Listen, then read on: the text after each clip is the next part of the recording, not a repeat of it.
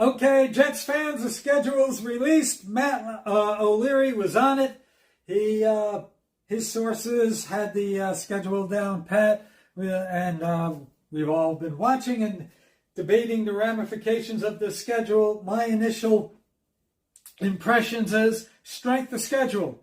Doesn't bother me.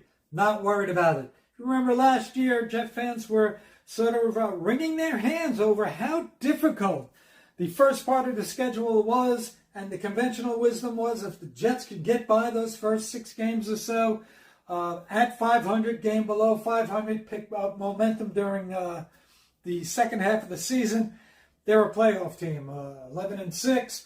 And if you look at how the Kansas City Chiefs, 11-6 team last year, Super Bowl winner, and a team that should have lost to the Jets. We know how Zach's interception in the red zone and the absolutely horrific officiating handed that game to the Chiefs. Nonetheless, 11-6 last year would have gotten the Jets into a pretty good playoff scenario. This year, we're flipping the script a little bit. The difficult part of the schedule is down the stretch. First part, though, was it's a little disjointed, even though the strength of schedule and the opponents don't scare me.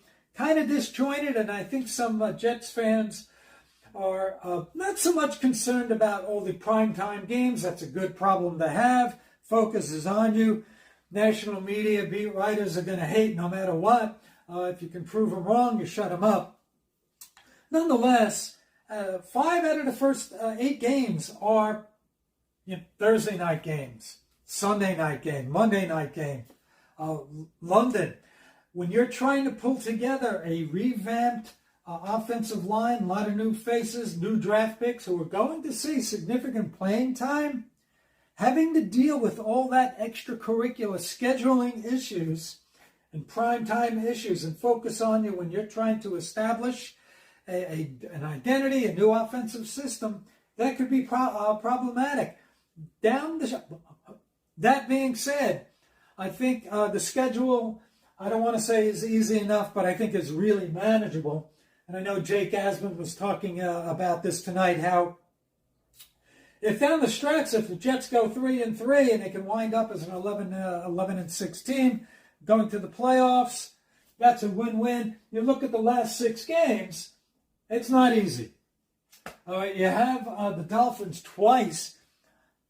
Split those games with the Dolphins. You finish up in Miami. Hopefully, maybe that game doesn't mean anything. Maybe it means more to the Dolphins. You have the Bills up in Buffalo, at the end of December. Not going to be easy no matter what. The Rams, another good team, although I think that's very beatable. And I think Matt Stafford, I don't know, getting a little long in the tooth. I'm not as impressed with him lately as some others are. Nonetheless, Jacksonville, winnable game. And Seattle, they can surprise you. They can, they have some talent. They had a pretty good draft. So they're going to be a bit of a challenge. But out of that, you split with Miami, you take Jacksonville and either Seattle or LA, you go 4-2 down the stretch. This schedule doesn't worry me. There's nothing, I'm sure we'll be arguing about it for months. A lot of it is going to depend on the Jets' health, especially early on.